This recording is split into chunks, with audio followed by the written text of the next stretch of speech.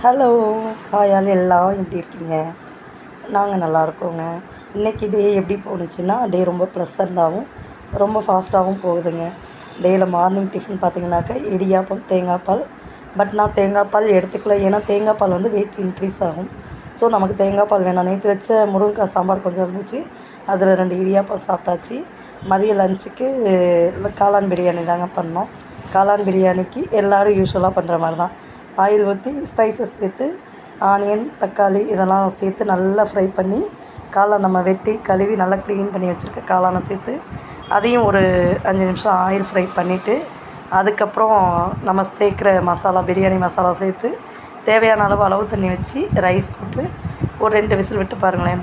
நான் நெய்யெலாம் அதிகம் சேர்க்க மாட்டேங்க பிரியாணிக்கு. ஏன்னாக்க நம்ம ஏற்கனவே கொஞ்சம் வெயிட்டாக இருக்கும், வெயிட் இன்க்ரீஸ் ஆக வேணாம். பசங்களுக்கு கட்டுற லஞ்சில் தனியாக எடுத்து வச்சு சூடாகவே நெய் கலந்துருவேன். எனக்கு என் ஹஸ்பண்டுக்கும் கலக்க மாட்டேன். உங்கள் வீட்டில் மார்னிங் ரொட்டீன் எப்படி போச்சுன்னு சொல்லுங்கள். பிரியாணி ஃபஸ்ட்லேருந்தே வீடியோ எடுக்கலாம்னு நினச்சேன், பட் பத்திரிக்கை வைக்க 2 பேர் கெஸ்ட் வந்துட்டாங்க. அவங்கள பார்த்துக்கிட்டே என்னால் வீடியோ கரெக்டாக எடுக்க முடியல. அதனால தான் குக்கிங் இவ்வளோ வேகமாக இன்றைக்கி போயிடுச்சு, லேட்டும் ஆகிடுச்சு. டே வந்து இன்றைக்கி ரொம்ப ரொம்ப ஃபாஸ்ட்டாகவும் லேட்டாகவும் போன மாதிரி இருந்துச்சு.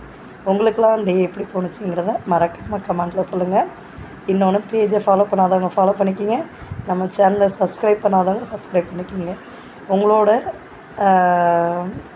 டே ரொட்டீன் எப்படி போணுச்சு அப்படிங்கிறத சொல்லுங்கள். லஞ்சுக்கு நான் பிரியாணி எடுத்துக்கலைங்க, எனக்கு மட்டும் வந்து கொள்ளு கஞ்சி வச்சுக்கலான் இருக்கேன்.